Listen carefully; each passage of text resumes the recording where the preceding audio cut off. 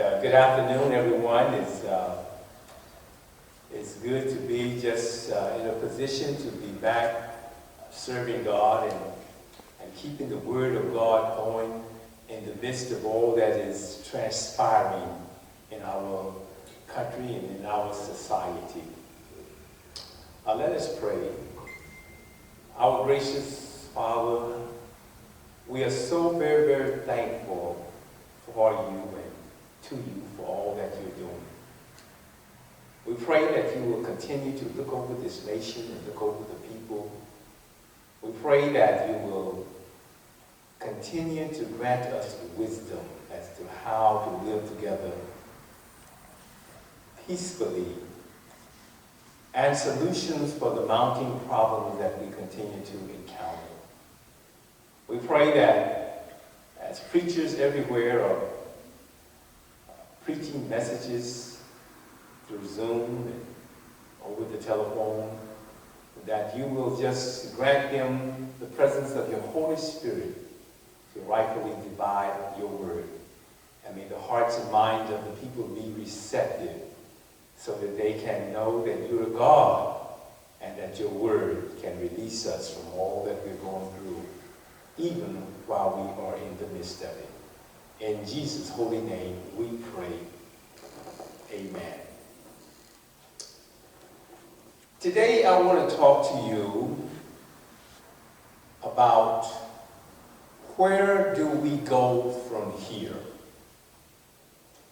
And I want to undergird my message with a text from the book of Acts.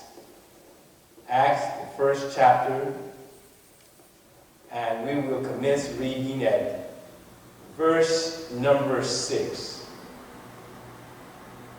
So when the apostles were with Jesus, they kept asking him, Lord, has the time come for you to free Israel and restore our kingdom?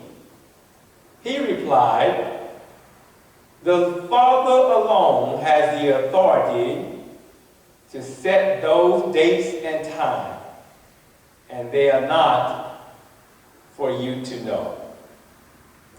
Where do we go from here? As all of you know, the body of our beloved brother, George Floyd, has been laid to rest next to his mother in Houston, Texas.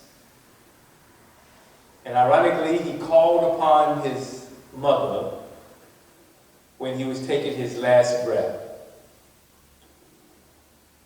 I venture to say that the soul of our brother has risen into eternity, has risen to reunite himself with his mother and with his God. The protesters are still protesting, but in lower numbers. And in many places, the streets are now clear. The army that was called upon to control the people, they have gone back to the barracks. And the president is no longer hiding out in the bunker at the People's House in Washington, D.C., formerly known as the White House. The breaking news has shifted back to the coronavirus pandemic, the pandemic that continues to claim the lives of thousands of people in this country and worldwide. And many of our entrepreneurs are happy because they have opened up their businesses. They have taken down the plywood from the windows and the doors of their properties. But the mass are left wondering, where do we go from here? The sinful disease of racism is being critiqued around the world. And people who normally don't talk about racism are now initiating the conversation on the subject. I was in a conference recently with some of our Caucasian pastors here in Pomona, and the whole Zoom meeting was called to discuss the issue of racism. Although they had chosen a few people in the group to speak, and I interrupted and insisted that we were all utilizing our time and should be able to speak on the subject as well. I was granted some time to speak, and they were kind of surprised at what I had to say, some of the things that I had to say, because I am convinced that we got to stop being timid when we come together with our Caucasian brothers and sisters. And we got to stand up and state the truth. I was listening to some of our African Americans talk, and they were sharing the experience that they have encountered in our society as it related to racism. But they were not telling the hard truth. They sound as if they were just saying what needed to be said in order to be liked. Too often we do that. We cower down in order to maintain a social status and a likeness from those in the other community. But we must tell the truth, because it is the truth that will set us free. And we must tell the truth whether people like it or not. Just state what is true. Now, although it is good to hold discussions on the history of racism, but something else is much more essential than just talking about it. And I want to be very critical in my statement, because with all of the marches that we are witnessing, all of the protests, all of the people that have joined around the world to stand up, there's something that bothers me particularly. Perhaps it doesn't bother anybody else, but I don't see us aiming at a concrete solution. Yes, we're advocating Black Lives Matter. Yes, we're telling our society that we want justice. But what is a concrete objective that we can lay on the table? Now, I realize that concrete objective is not going to be the same with all of us. But it's time for us to convene a group of leaders in this country and sit down and come up with something that will serve as a final solution to what we are dealing with. It's time for Al Sharpton to get together with Jesse Jackson, Barack Obama, Kamala Harris, and yes, Louis Farrakhan, the Nation of Islam, the NAACP, Congressional Black Caucus. It's time to come together and focus on the subject of a final solution. In the text that I read, the Hebrew Israelites, and let me venture to say, and those of you who have studied in my classes of Wabaloo, you know when I use that phrase, I am referring to Black people. Since the world is now open to the idea that Black people matter, perhaps it's not offensive anymore. But in the text, these Hebrew Israelites, they were in a situation 2,000 years ago that is similar to what we are experiencing right here in America in our generation. They were living, hear this closely, they were living in a society that was controlled by the Romans, the Europeans, the Caucasians, the white people.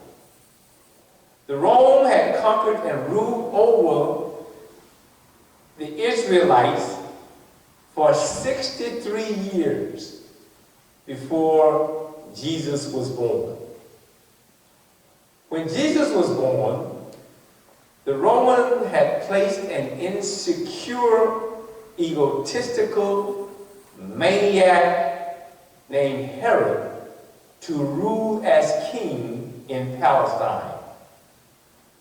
Under the Roman rulership, the killing of Jews was not a matter of concern to them.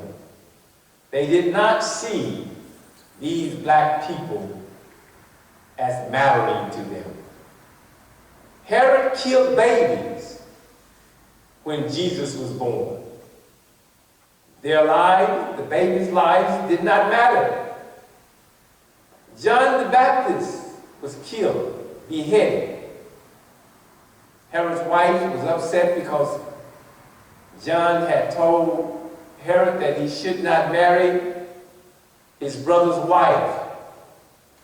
And at a party she had requested a favor from her husband. And he said, well, okay, I'll give you anything you want. And she said, I want the head of John the Baptist on a platter. John's life did not matter. It was insignificant, so they killed him. Jesus was crucified. He didn't matter. Jesus grew up in the ghetto, in the town of Nazareth. And it was said, can anything good come out of Nazareth? He was being classified by the area that he lived. Can anything good come out of Nazareth? However, the death of Jesus would literally change the world. The life of this black African from Nazareth did matter, and consider the fact that he continues to matter today throughout our society. At the homeborn celebration of another African, George Floyd, here in modern-day Rome, the Reverend Al Sharpton, with a theme that he promoted very heavily at the eulogy, was Black Lives Matter. Like Jesus, George grew up in the ghetto. Anything good come out of the ghetto?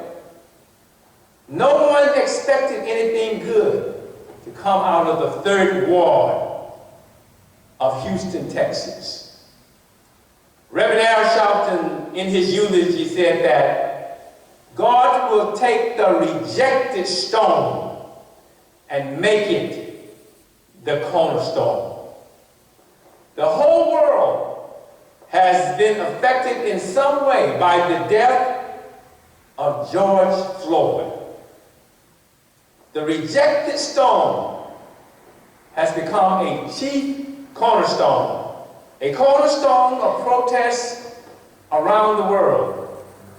Asia, Africa, Europe, the Americas, South America, Australia.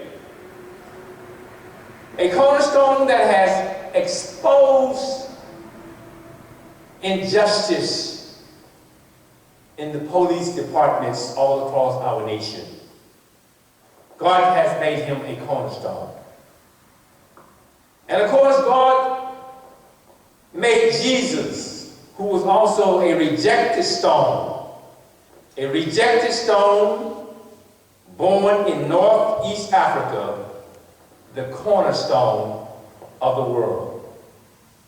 Now here in chapter 1 of Acts, the writer Luke tells us that for 40 days after the crucifixion of Jesus, chapter 1, Jesus appeared to the apostles, his apostles, from time to time and proved to them in many ways that he was still alive. In verse 6 of chapter 1, Luke opens with these words, quote, "So when the apostles were with Jesus, they keep that thought in mind, they kept asking him." When the apostles were with Jesus, they kept asking him something over and over again. At that time, when they kept asking Jesus, Jesus was in the process of ascending back to heaven. And they had one final question for him. They kept asking him. If you had the opportunity to be in the physical presence of Jesus before he was taken back to heaven, what final question would you have living in our society and in the society that they were living in? Luke emphasized that point. They kept asking him. The question was so important. They wanted it to be the last thing, hear this, the last thing that Jesus would hear from human beings while he was physically here on the earth. The very last thing that he would hear would be this question that they kept asking him.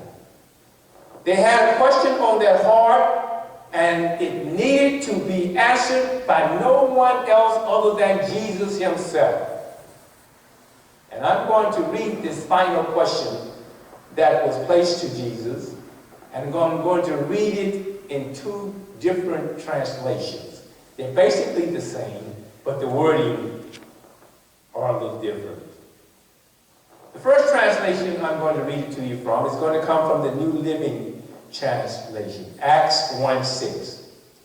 "So when the apostles were with Jesus, they kept asking him, 'Lord, has the time come?'" Here's the question that they kept asking him. "Has the time come for you to free Israel and restore our kingdom?" That was the last question placed to Jesus on the earth. Secondly, I'm going to read this from the Living Translation. Acts 1:6. "And another time, when he appeared to them, they asked him, 'Lord, are you going to free Israel from Rome and now restore us as an independent nation?'" Jesus listened to this, and this was the last thing that he heard from the people that he had been ministering to. This is what was on their heart. They wanted to know, when would they be free and restored as a kingdom? They wanted to know, when would they have an opportunity to live on the earth with all of the other people as an independent nation. They were going through all that's a part of living in a society where they didn't matter. Killing of their people, the killing of their babies, the rejection of their humanity, being treated less than someone that mattered. What was on their heart? When? Now this question implies that they wanted to get the Romans, they wanted to get the knees of the Romans off their necks. They were tired. This question implies that they were sick and tired of being sick and tired. They were sick and tired of the Romans controlling every aspect of their lives. This question implies that they wanted to be free. As Dr. King would say, free at last, free at last, free at last from Roman rulership. This question implies that they wanted to be independent and that they wanted to be in control of their own destiny. The last question placed to Jesus implies. And the question shows that they felt and believed deeply in their heart that their lives mattered as much as those Roman Caucasians who were controlling them, ruling over them, and treating them as if they did not matter. Finally, the question shows, this is so important, that they had an ideal. I told you that we need to get all of our leaders in this country together and come up with an ideal. They had an ideal that would finally solve their Roman problem. And they wanted to know from Jesus if the time had come for the ideal that they had. They wanted to know, Jesus, since you are leaving physically and going back to heaven, where do we go from here? You preached the gospel. You taught us about love. We followed you. But we're still in the midst of this society. Where do we go from here?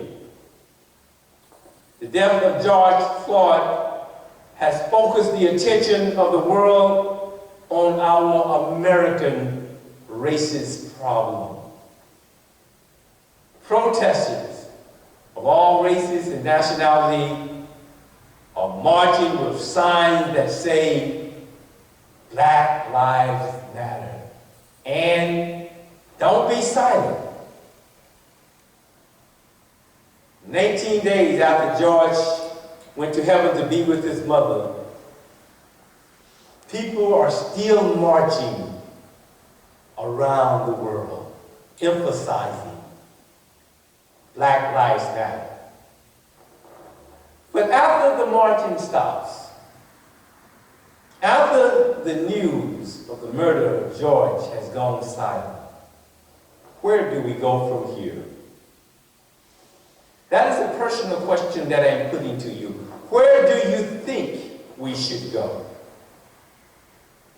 What idea has come into your mind as a final solution to our racism problem here in America?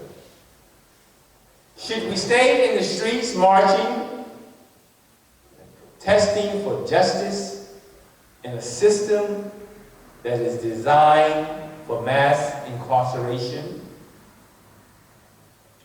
Should we live like many of us often live?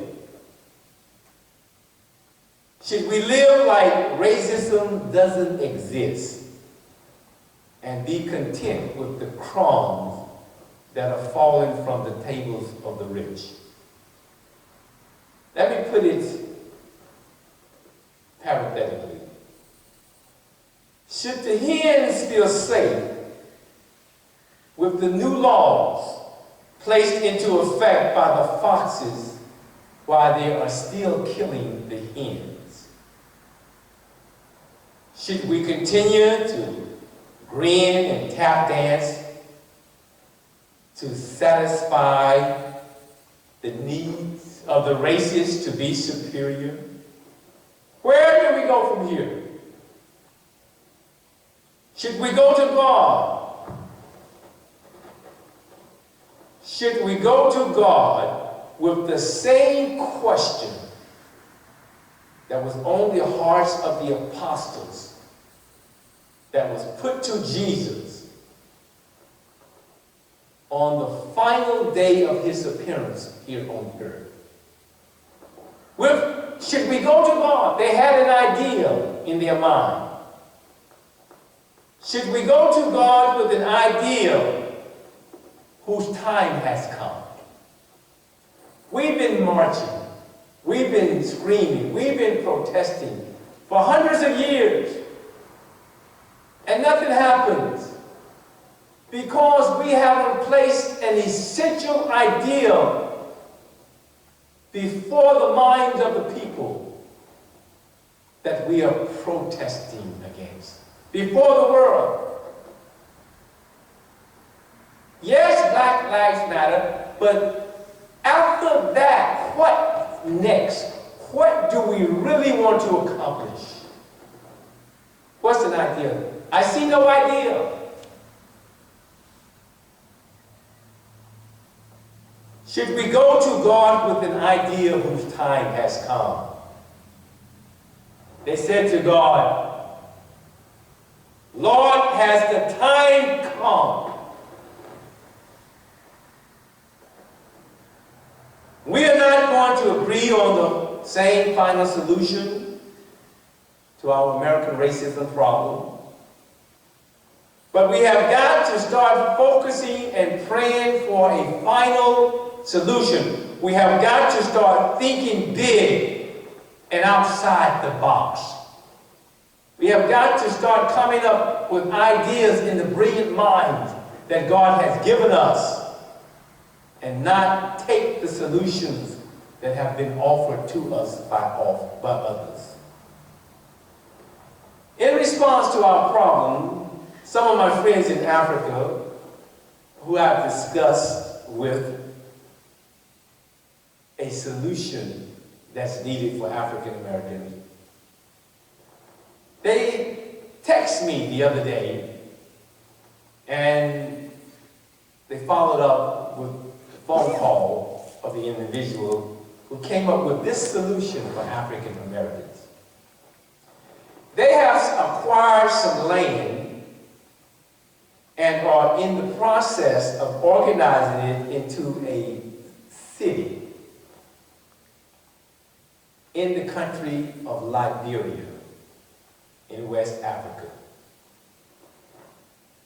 The name they have given the land and the city is Liberty City. And the purpose of organizing this city is that they have organized it for African Americans. They have put together a cabinet and they have elected me as the mayor of the city. And the vice mayor is my friend J.K. McDaniel-Kanto, and he's running for the position of Senate in the election that's coming up in December. And the position that he's running for, or the county, Bond County, that he's representing, it was formerly held by the current vice president of Liberia, and her name is Jewel Taylor. She was formerly the first lady of the nation when her husband, Charles Taylor, was president. He spoke to Jewel, and Jewel is very favorable about this project and stated to us that she's going to be watching Liberty City. I informed them that it's a very wonderful gesture, but we got to understand that to enact some of the things that are in the Declaration, we have a coronavirus going on. And we will not be able to implement a lot of things, especially travel to Liberia. In this sermon, I'm not going to give you an answer to the question that I raised in the title. Where do we go from here? Instead, I want you to challenge yourself as you pray to God and ask Him to give you an idea. be a participant in the solution that we need. All of us have minds. God has given us great minds. I went to God and asked him, now this is my solution. This is the one. You don't have to favor it because it's coming from me as the pastor. But I went to God and asked him for a free, independent country. My friends in Africa, they just want a city where we can get away and go. Live there if we want to, and many African Americans will never choose that. But I asked God to give us a country right here on American soil. We never received our 40 acres, and if it was granted, we all put our 40 acres together, we would have what the apostles were asking Jesus for on his last day. They wanted to be in control of their destiny. And they saw that particular idea as the idea that will finally solve their racist problem with the Romans who were controlling their country. Let me ask you, in closing, a few questions. What problem would still be problematic to us if we had our own country? We don't have to have a whole lot of land. When I was in Israel, it is a small country. If you went from San Diego to Bakersfield and from the Santa Monica Ocean to the 15th freeway, the length of Israel is from San Diego to Bakersfield. And the width is from Santa Monica, the ocean, to the 15th freeway. That's the size of the whole country. If we had some land somewhere on the soil of the United States, what problem would still exist for us? Where do we go from here? Do we go back to things as usual? They're owning everything, controlling every aspect of our life, socially, politically, and economically. Do we go back and wait on the next killing? If we had our own country and we were in control of our own destiny, would Eric Garner and George Floyd still be breathing? Would George Floyd's 6-year-old daughter have a father and would not have to grow up fatherless? Would Martin Luther King and Medgar Evers have died fighting racism? Would thousands of our young people be riding away right now in prisons because of a criminal justice system that is racist? Where do we go from here?